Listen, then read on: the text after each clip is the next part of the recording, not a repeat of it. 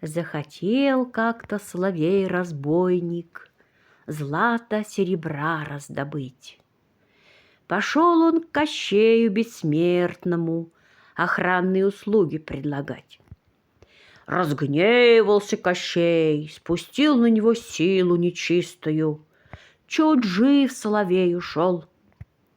Пошел он тогда к Змей Горынычу откуп требовать. Осерчал змей, полыхнул огнем, еле ноги соловей унес.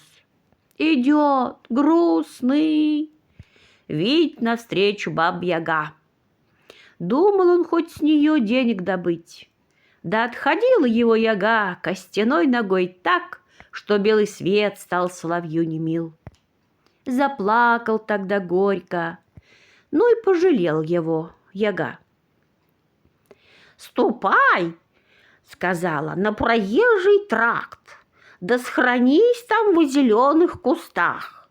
Как завидишь человека проезжего, свисти, что есть мочи, он тебе денег и даст». Послушал соловей совета мудрого, да с тех пор нужды не знал.